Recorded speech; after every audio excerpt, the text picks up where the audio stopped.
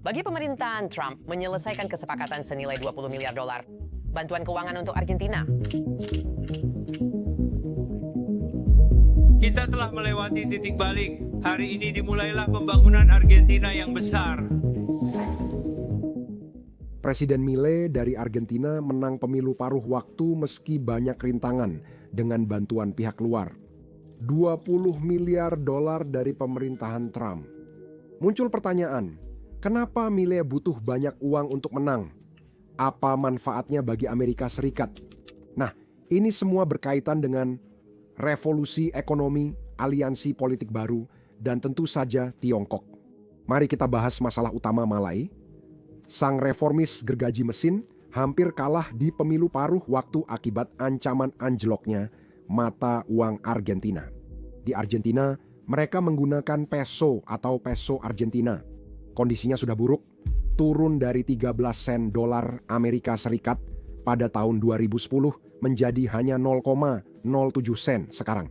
Milei dipilih memperbaiki kekacauan ini, namun beberapa bulan lalu ia menemui jalan buntu.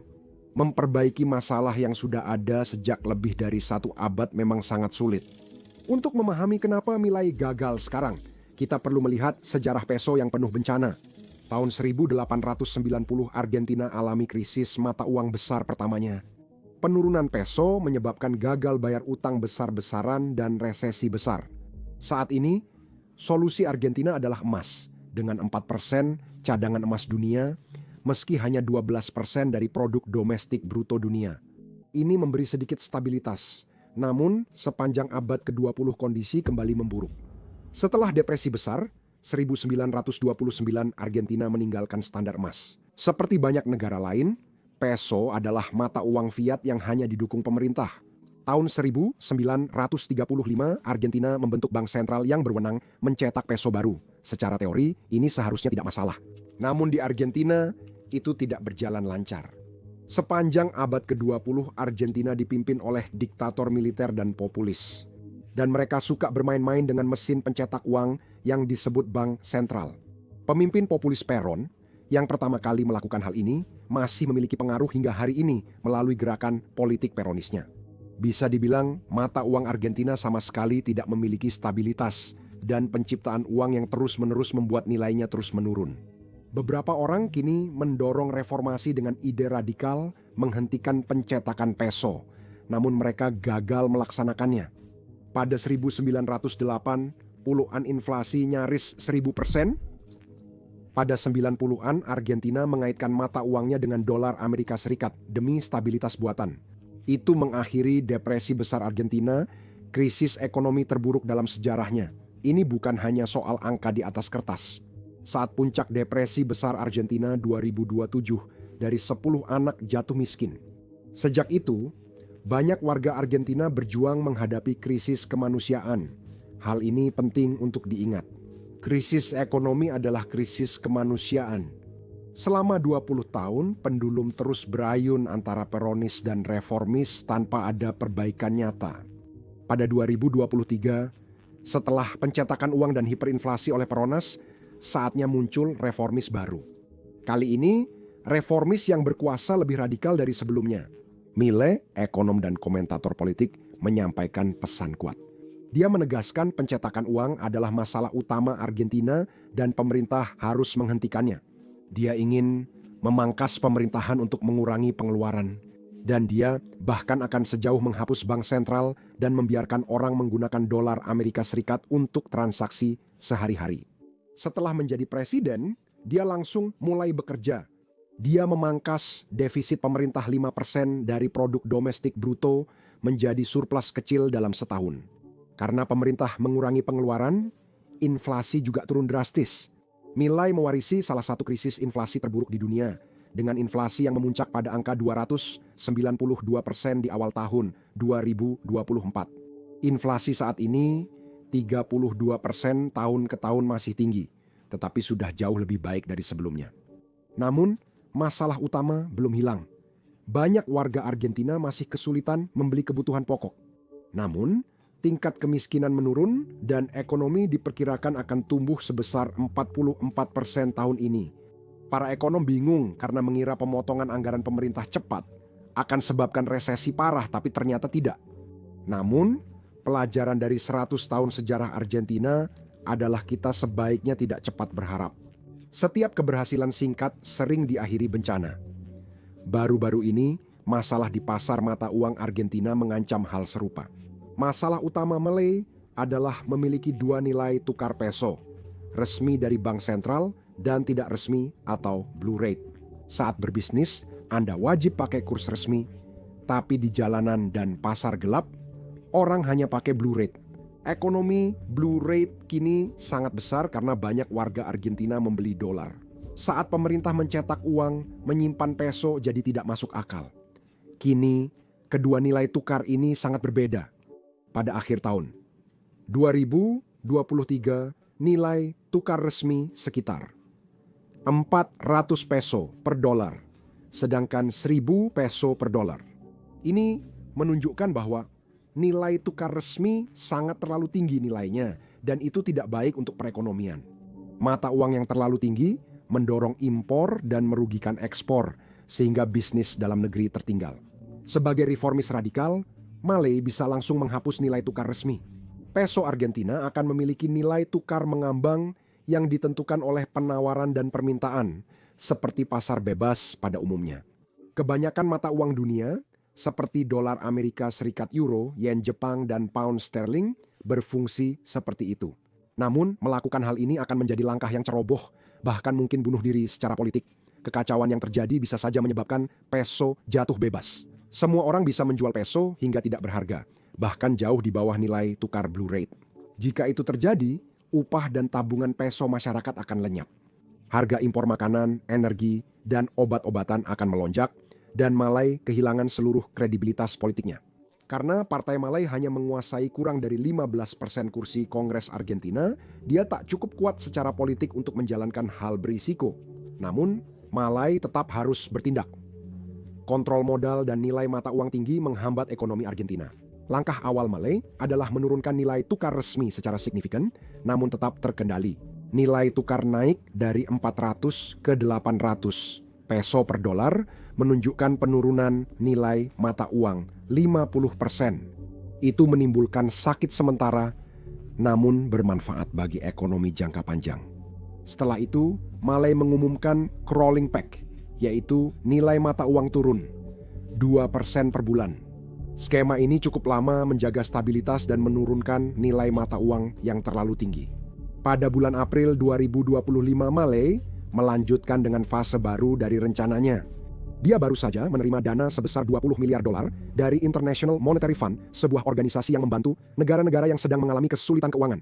Kini, Argentina jadi proyek favorit International Monetary Fund, menerima 35% dari seluruh kredit aktif. International Monetary Fund memberi dua syarat sebagai imbalan. Milei perlu teruskan struktur formal pajak dan pengeluaran publik agar Argentina berkelanjutan jangka panjang. Dia juga perlu mereformasi mata uang dan menerapkan nilai tukar mengambang terbatas. Ada pasar mata uang bebas tanpa kontrol modal, tapi ruang geraknya terbatas. Milei menindaklanjuti dan nilai tukar resmi 1.100 peso per dolar pun ditinggalkan.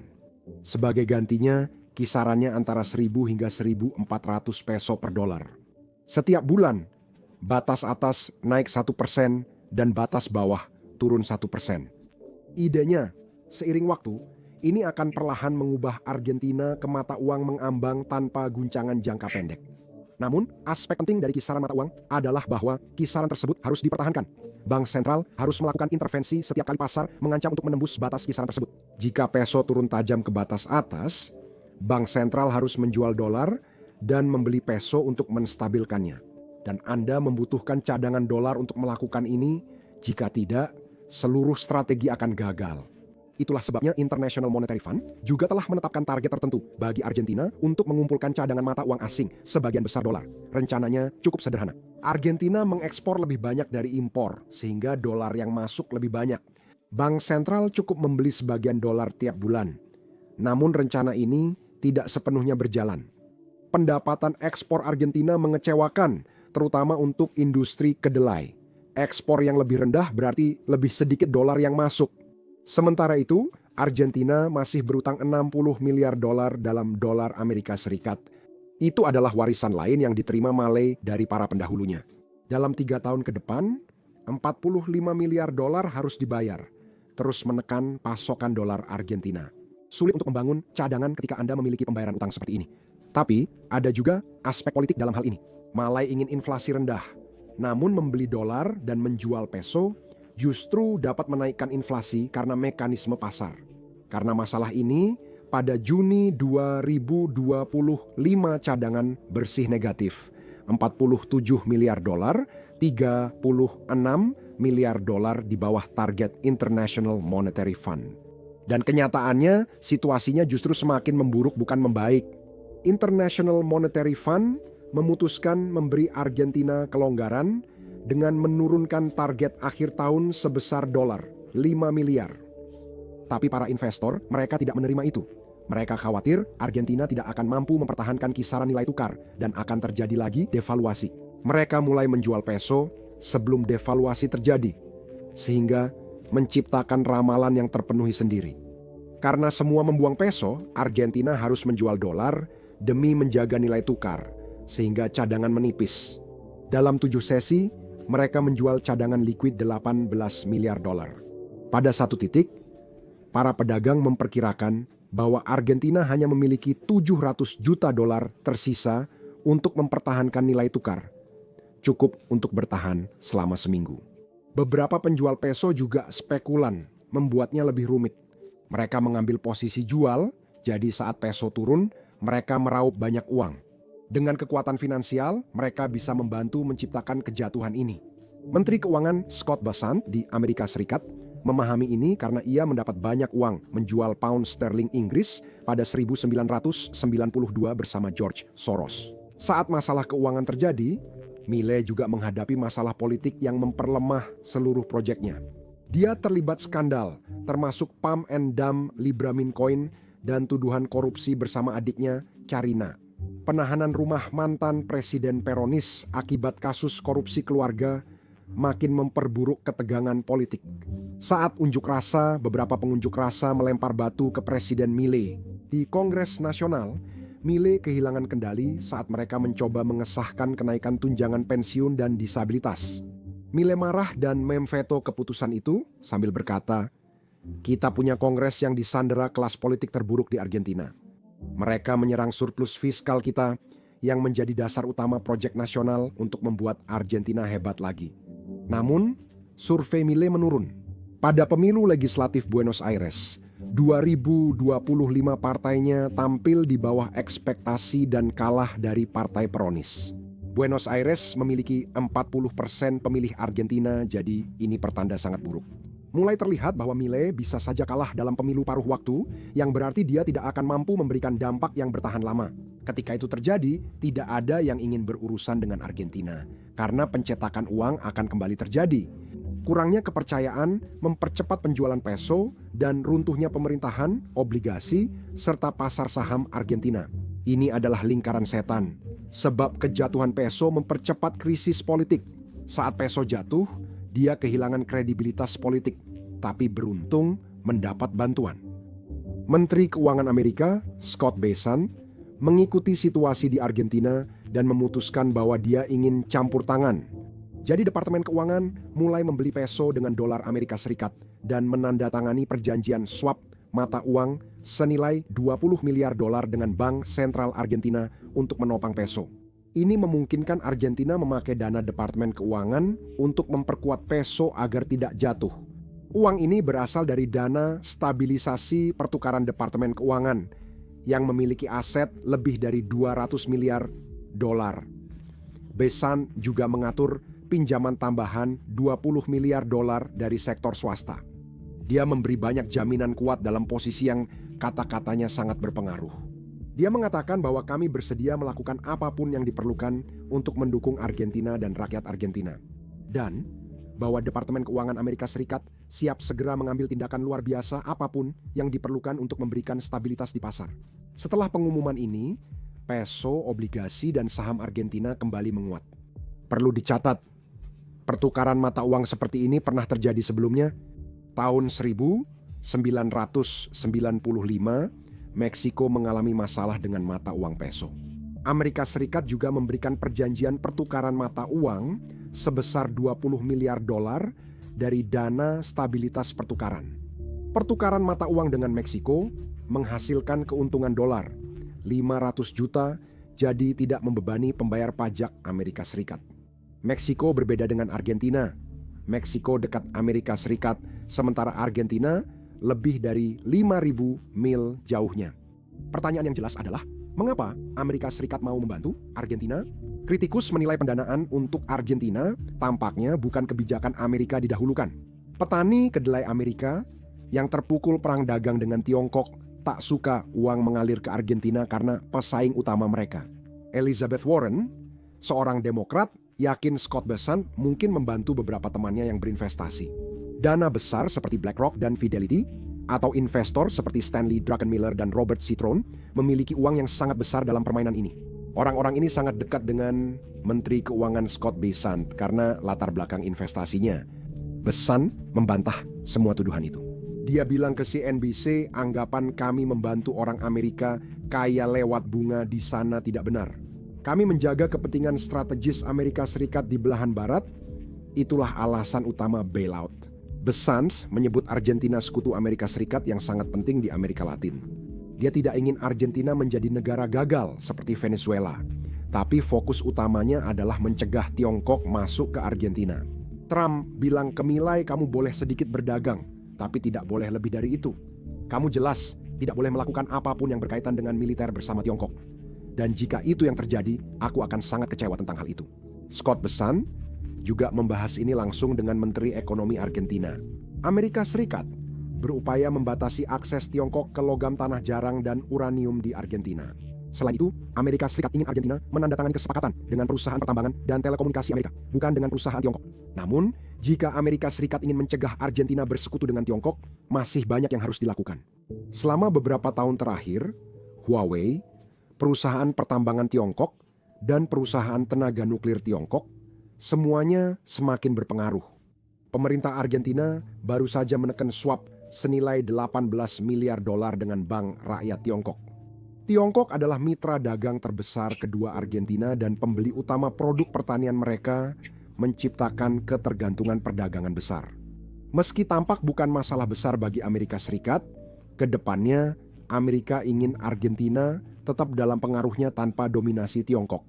Bangkitnya Tiongkok membuat Amerika Serikat tak pasti tetap dapat akses ke Asia. Membuat Amerika lebih makmur dan terhubung adalah langkah bijaksana. Amerika Serikat dapat meninggalkan Asia dan memperkuat posisinya di wilayah sendiri. Mempererat hubungan dengan Buenos Aires dan menghalangi Tiongkok adalah langkah utama untuk memperluas pengaruh Washington ke selatan Amerika. Strategi geopolitik baru ini disebut Doktrin Monroe, pengembangan dari Doktrin Monroe lama. Kini, di bawah Donald Trump, langkah terhadap Venezuela dan Kolombia juga merupakan bagian strategi itu. Namun, perhitungan geostrategis bukan satu-satunya faktor. Ada juga aliansi politik antara Trump dan Milei. Mereka akur dan sangat sejalan secara ideologis. Seperti kata Trump, Milei adalah Make America Great Again sejati. Artinya, buat Argentina hebat lagi.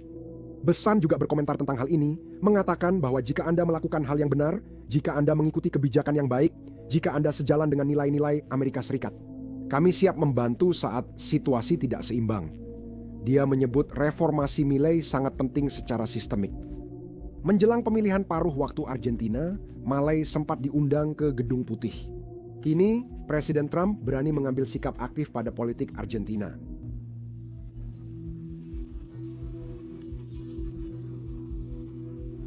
Persetujuan kami tergantung pada siapa yang menang pemilu. Karena jika sosialis atau di kota New York, komunis yang menang, pandangan China tentang investasi akan berubah. Scott pun mungkin merasakannya. Jadi kami tidak akan bermulasi pihak dengan Argentina jika itu terjadi. Jika dia kalah, kami tidak akan bermulasi pihak dengan Argentina. Presiden Trump yakin reformasi Milei diperlukan agar ekonomi Argentina berjalan. Bessent menyatakan kebijakan Argentina baik jika didasarkan pada disiplin fiskal.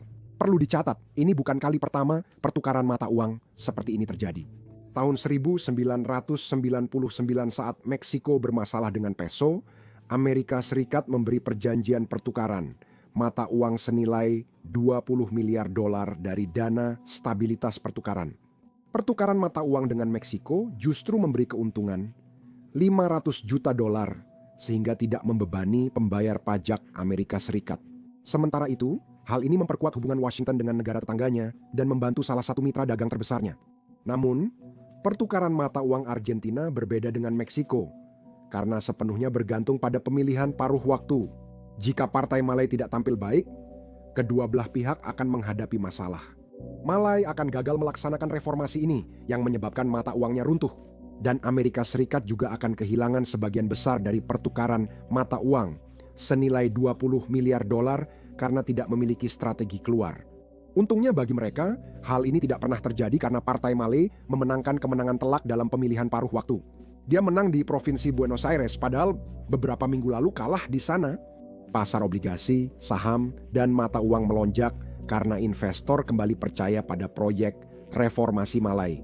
Dengan membeli peso, Departemen Keuangan Amerika Serikat sebenarnya mendapatkan keuntungan yang sudah diprediksi oleh Scott Bessent dalam wawancara-wawancara sebelumnya.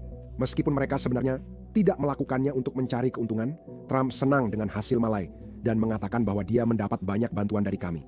Milei masih punya 2 tahun masa jabatan sebagai presiden dengan mandat lebih kuat dan dukungan lebih besar dari Amerika Serikat. Argentina mungkin bisa keluar dari siklus kehancuran ekonomi, tapi masih banyak pekerjaan untuk menciptakan perubahan yang bertahan lama. Seorang mantan Menteri Ekonomi Argentina punya banyak hal untuk dikatakan tentang hal ini. Dia mengatakan bahwa Argentina bisa memasuki siklus yang baik di mana cadangan meningkat dan Argentina menjadi investasi yang lebih menarik. Situasi ayam dan telur terjadi di mana investor hanya percaya pada Argentina jika ada cukup mata uang asing dan mata uang asing cukup jika ada kepercayaan. Kepercayaan mulai kembali dan masalah teratasi dengan sendirinya. Namun, Malay perlu menggandakan upayanya dalam melakukan reformasi, bahkan lebih sekarang dibandingkan 2 tahun yang lalu. Menteri Ekonomi menyatakan pasar akan mengamati untuk melihat apakah Anda akhirnya mengambil keputusan sulit yang ditunda. Sampai setelah pemilu, tidak akan ada lagi alasan. Dia perlu memangkas regulasi, subsidi, mempromosikan pasar bebas, dan memperkuat fiskal. Menghapus pembatasan modal dan mendorong perdagangan bebas menimbulkan rasa sakit sementara tapi manfaat jangka panjang. Malay bahkan mungkin mendapat kesempatan untuk melakukan reformasi paling radikalnya. Menghapuskan bank sentral, meskipun sangat radikal, akan menghilangkan kemampuan untuk mencetak uang sekali dan untuk selamanya. Melegalkan dolar Amerika Serikat akan mewujudkan impian Malay soal persaingan bebas mata uang dan mendekatkan Argentina ke Amerika Serikat. Peristiwa di Argentina sangat penting, tak hanya bagi negara itu, tapi juga bagi Amerika Serikat dan semua tetangganya. Semua orang di Amerika Latin melihat Argentina sebagai peta jalan untuk keluar dari masalah yang menghantui kawasan ini. Terima kasih sudah menonton.